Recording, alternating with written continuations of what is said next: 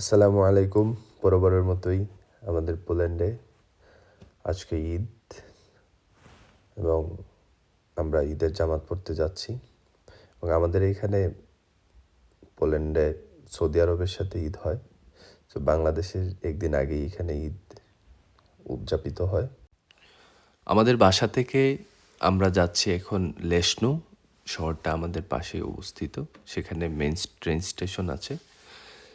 আমরা Uber call করে নিয়েছিলাম এবং বাহিরের স্নিগ্ধ সকাল দেখতে দেখতে আমরা লেশনুর দিকে এগিয়ে যাচ্ছি। লেশনো শহর থেকে আমরা যাব হলো পোজনান, যেখানে ঈদের জামাত অনুষ্ঠিত হবে। তো আমরা যাওয়ার সাথে সাথেই ট্রেন স্টেশনে ছিল, তাই টিকিট কেটে দৌড়ে গিয়ে ট্রেন ধরেছি এবং ট্রেন পোজনানের দিকে এগিয়ে যাচ্ছে।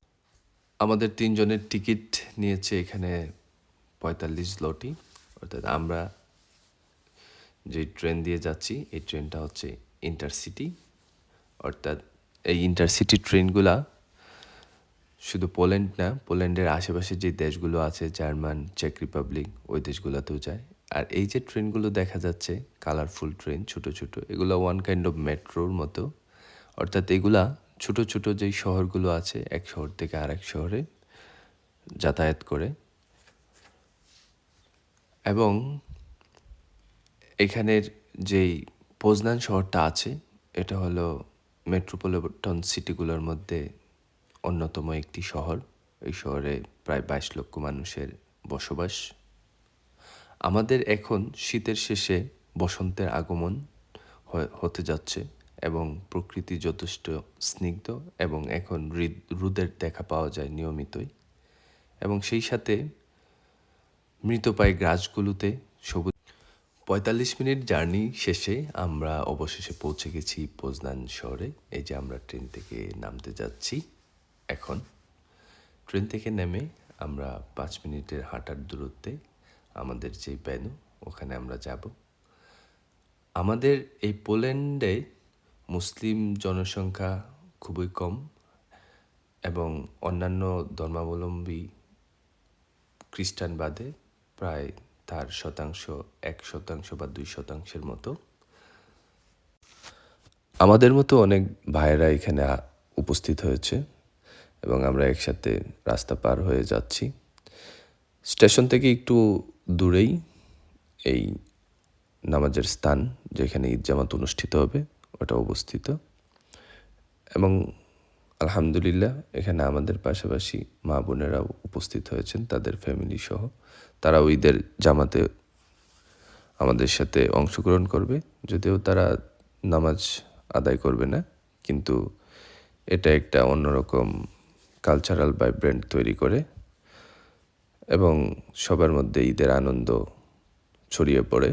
এই যে হলরুমটা দেখা যাচ্ছে, এই হলরুমটাতেই আমাদের ঈদের নামাজ অনুষ্ঠিত হবে।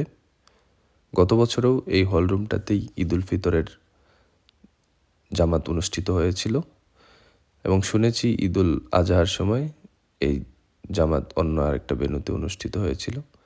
এখানে আমাদের জন্যে কিছু নাস্তা এবং পানীয়র আয়োজন করা হয়েছে, যারা আয়োজক আছেন এজ এ গুড জেস্টার হিসাবে। এবং এই আয়োজনগুলোর করে থাকে মূলত এখানের মধ্যপ্রাচ্যের যে ভাই বোনরা আছে তাদের নেতৃত্বেই এগুলো হয়ে থাকে। এখানে আমাদের পাশাপাশি অন্যান্য যে মুসলিম কান্ট্রিগুলো আছে সেখানের মুসলিম ভাইয়েরাও আছেন এবং তাদের নেতৃত্বেই এবং সুশৃঙ্খলভাবে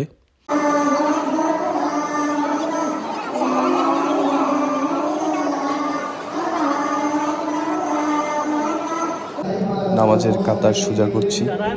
ইমামের নির্দেশনা অনুযায়ী কয় তাকবীরে নামাজ হবে সব জেনে নিচ্ছি। নামাজ শেষে খুতবা হবে। খুতবা শেষে আমরা ধীরে ধীরে বাড়ির পথে রওনা দিব ইনশাআল্লাহ। ঈদের নামাজ শেষে বেরিয়ে পড়েছি এবং বাড়িতে যাওয়ার প্রস্তুতি নিচ্ছি।